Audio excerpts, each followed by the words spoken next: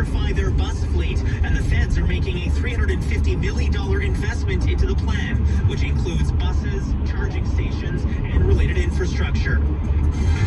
Should traffic and tourism trump security concerns in the capital? The street in front of Parliament has become a point of political debate as we approach the one-year anniversary of the convoy protest. Actor Alec Baldwin is facing criminal charges after a cinematographer was killed on a movie set. A weapons specialist has also been charged in the October 2021 incident. More upsets at the Australian Open, and we'll preview a big night on the ice with 13 games on the schedule. Sports at 15. TSX higher as oil and gold prices gain ground, but the Dow under pressure. Earnings from Netflix are on tap. Business at 26. City News Time 3:01. City News traffic and weather together on the ones. And now with Ottawa and the Valley's most frequent traffic reports. Here's Jamie Montgomery. Good afternoon. Take a look at the roads right now. We do have some westbound delays on the Queensway from Nicholas to Metcalfe. We do have some westbound delays on the 174 from Class Orleans to Jean d'Arc. Eastbound on the 174 approaching Class Orleans, northbound Island Park, approaching the Sir John A. Macdonald Parkway. We do have eastbound delays on McClellan, Prince of Wales. A collision currently at Brookfield and Riverside involving two vehicles, and Upper Dwyer Hill and Kinburn Side Road with two vehicles as well. 174 eastbound is reduced to one lane at Class Orleans for construction, which is causing those delays until 3 this afternoon. Make the right call on your drive and the right call on your bets. Play on PointsBet. Download the PointsBet app. Must be 19 plus. Please play responsibly. Ontario only. With the forecast for Ottawa and the Valley, here's weather specialist Denise Andriacci. Snow tonight for Ottawa and Smiths Falls, heavy at times, and weather advisories have been issued.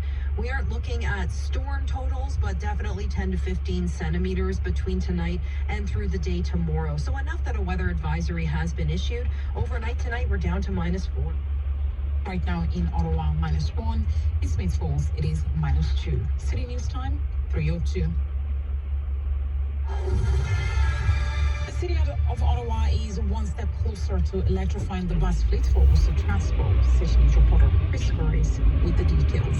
The feds have confirmed a $350 million investment into the zero-emission bus plan. Minister Mona Forte explains what the 4-year funding plan would go towards. 350 zero-emission electric buses, installing 232 charging stations that will provide 350 chargers, and upgrading 2 existing bus maintenance facilities, building a new vehicle storage facility. The mayor says it's one of the most impactful things the city can do when it comes to climate change. The first batch of 26 buses would hopefully be on the roads in the first half of 2024, and the next 76 buses would be on the road a year later. The bus purchases still need to go through a procurement process.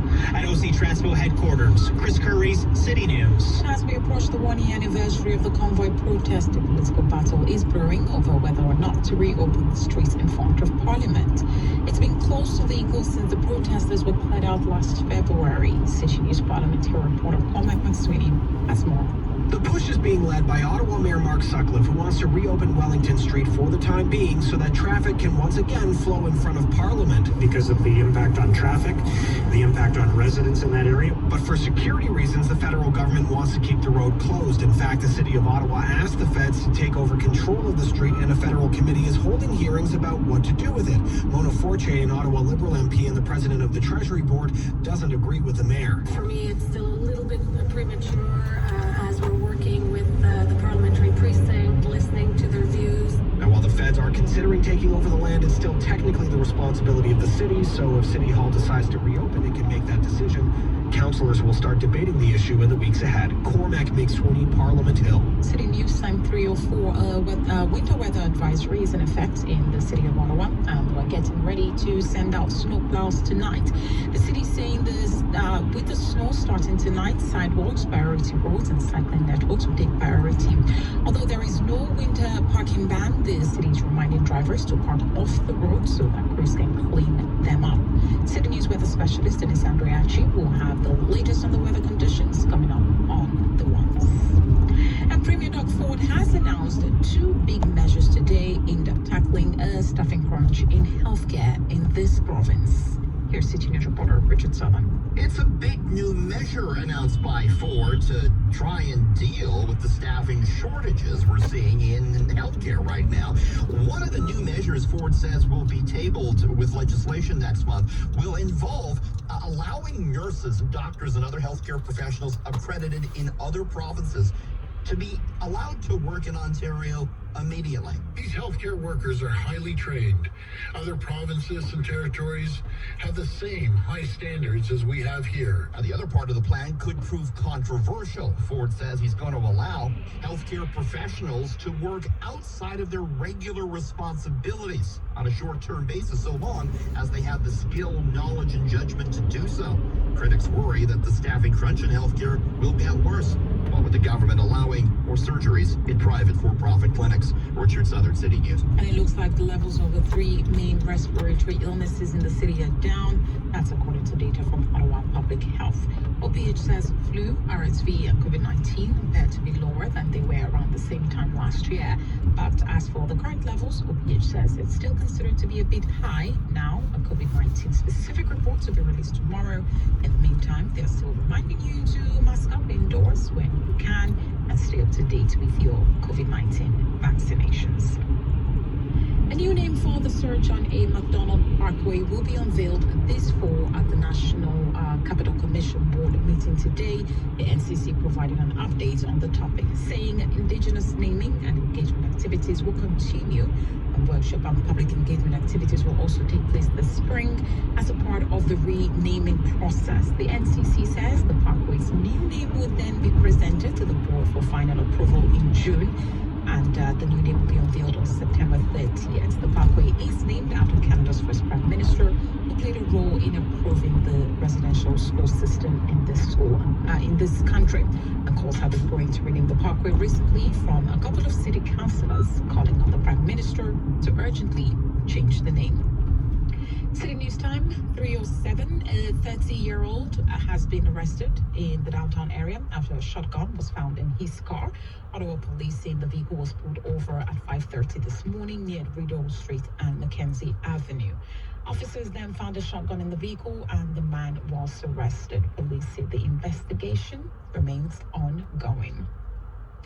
New Democrat leader Jagmeet Singh says if the Liberal government does not introduce a pharmacare bill in the House of Commons this year, he will consider it a deal breaker. Both parties signed a confidence and supply agreement last March in which the NDP agreed to support the minority Liberal government in key votes until 2025. In exchange, the Liberals would advance some NDP priorities, including by passing pharmacare legislation by the end of this year. Jagmeet Singh says healthcare will remain his party's top priority heading into the next sitting, and his party will also withdraw their support of the Liberal government if they do not expand dental care this year. City News Time at 3:08. Actor Alec Baldwin is facing criminal charges after a cinematographer was killed on a movie set. A weapons specialist has also been charged in the October 2021 incident. City News reporter Rajesh Dave has the latest. Baldwin and weapons specialist Hannah Gutierrez-Reed with the movie Rust are both looking at criminal charges after a cinematographer was killed on the New Mexico movie set in October 2021. Elena Hutchins died after she was struck by a live round of ammunition fired from a prop gun held by Baldwin. He maintains he didn't pull the trigger, placing responsibility on a props assistant and the movie's assistant director. The Santa Fe district attorney says there was a shocking lack of safety on set. There were live rounds on set. They were mixed in with regular dummy rounds. Nobody was checking those, or at least they weren't checking them consistently. And then they somehow got loaded into a gun, handed off to Alec Baldwin. He didn't check it. He didn't do any of the things that he was supposed to do to make sure that he was safe or that anyone around him was safe. Baldwin and Gutierrez-Reed are facing charges of involuntary manslaughter, which can involve a killing that happens when doing something that's lawful but dangerous or without caution. An assistant director who handed Baldwin the gun has signed a plea deal admitting to negligent use of a deadly weapon. Now, the DA bringing the charges says Baldwin won't be arrested ahead of his first court appearance, and that she'll formally file charges at the end of the month. Reporting live for Josh Dave, City News. City News traffic and weather together in 1 minute, and 4-day work week gaining more traction here in Canada. City News Time, 3:10. On 101.1 FM, 1310 AM. Or ask your smart speaker to play